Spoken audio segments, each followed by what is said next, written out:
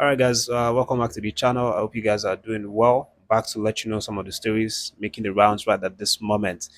And the big one is out is already upon us.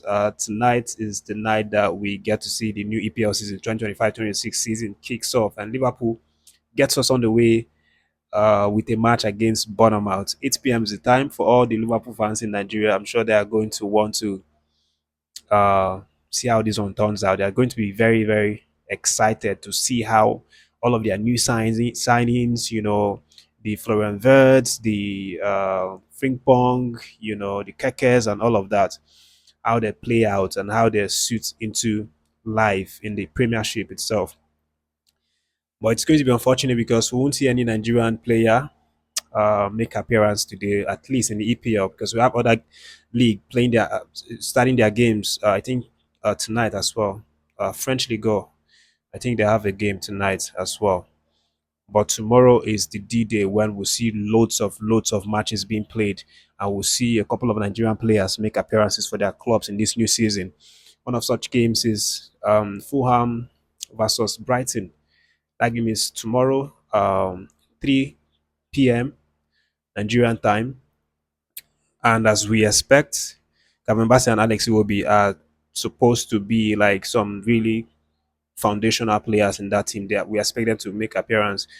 Thank goodness they are very fit and okay. They've been they've been training really well in preseason, and they look really sharp. So tomorrow, they step on the pitch and try to not just replicate what we saw them do last season, but also try to push it and up a notch, push their performances up a notch to for Alex Iwobi to maybe get more goals and more assists for Kevin Bassey, keep much more clean sheet that he was able to keep last season.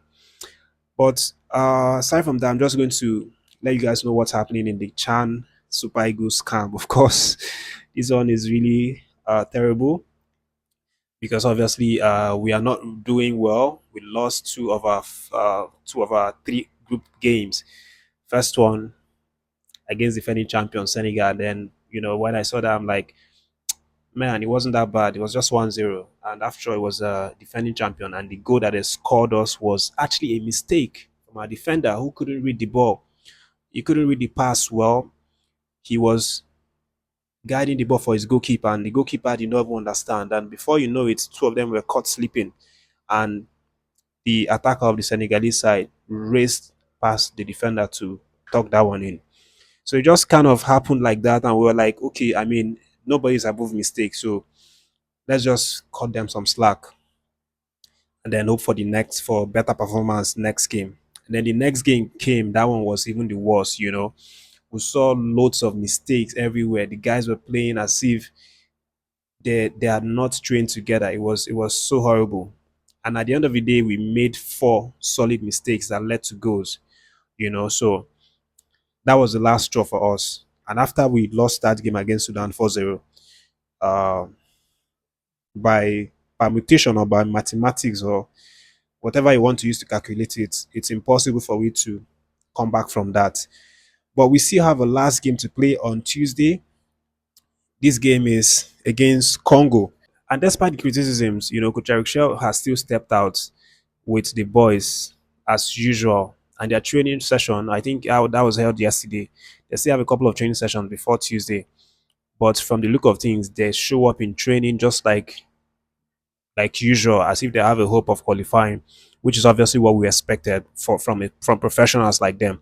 So they show up in training, they train really hard, train uh with with ambition, train with a goal uh, for that final game. As Coach Erisha said in his post-match reaction, he said that they are going to try to get some kind of dignity from that last game. So yes, they've been knocked out, but they want to leave the tournament with some hope, with some pride by playing well in that final game and possibly winning that game, at the end of the day.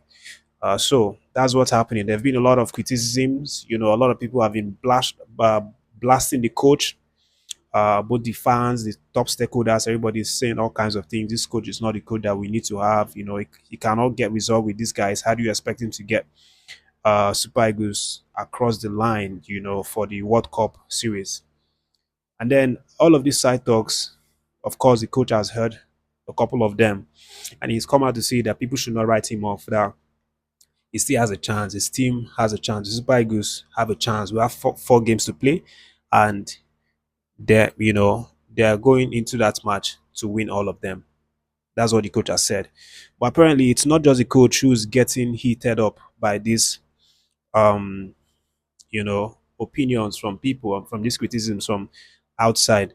Also, the assistant coach, or one of his assistant coaches, by the person of Daniel Ogumodede, has also uh, felt the heat of the moment, and he came out to say this in his word. Many people are expecting me to say negative things about my head coach Eric Shell because I am no longer in charge of team and we are not doing well at the Chan 2024. I will never do that. I am his assistant and I accept to do this job. I stand with him and I sync with him. That is what loyalty and professionalism is about. So that is what Coach Ogumodede has come out to say. Apparently, he's also getting heated up by the lack of good performances from the team. And that's, I mean, what we obviously expect. If the team is doing well, everybody is happy. Everybody takes the glory.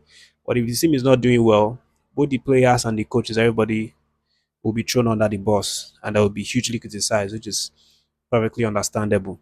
But it's so nice for him to come out and make this statement. He's someone that's very outspoken. He talks like he likes to express his opinion. He likes to express his belief, his feelings. Even back then, like in the MPFL with Remo Stars, if you follow MPFL, you know that he's someone that likes to be outspoken a lot, talk about his beliefs and his feelings. And it's good to hear that he's actually backing his manager, through thick and thin, whatever happens, we sail together or we drown together, whatever the case may be. But let's leave it at that, and then talk a little bit about Ademola Lookman. Of course, the man is still waiting for that move to finalize, whether it be the move to Inter Milan or the move to join one of these Premier League clubs. As you do know, in the previous video, I let you guys know that Arsenal is one of the people that are kind of interested, or not like primarily interested, but they are a little bit interested if their primary target doesn't work out. But then there is Tottenham who are looking to use Lookman to replace Song, who left a huge void in the club. I think there's also Aston Villa who are interested. So, I mean, if Ademola Lookman can secure a move in one of these three EPL clubs, I think it would be a fantastic move for the young man. These clubs are really good. Arsenal are really good. Tottenham are good. Aston Villa are good. They have the potential to qualify to vie for a place in the top four. And that's like the kind of place that Ademola Lookman can really thrive and like uh, show the quality that he has to help them with that kind of ambition. Inter Milan are not giving up, even though Atlanta had rejected two of their previous bids. I think the first one was around 40 million euros. The second one was around like 42 million euros. But Atalanta are holding out for 50 million euros. And not just that, they are still saying that we don't see ourselves selling Lookman to you because you're within the same league as us. Even if you bring that 50 million euros, it still may not be possible. So that's what Atlanta are maintaining. But from the latest report, everything is still very open. It's still very possible for Atlanta to allow Lookman to join Inter Milan if they are able to match the figure 50 million euros plus some bonuses. Perhaps it's still very, very likely. And Inter Milan are reportedly preparing a third bid to send to Atlanta. And this bid is expected to be somewhere close to that 50 million mark. But wait and see, and eventually know what's going to happen with this Ademola Lookman deal.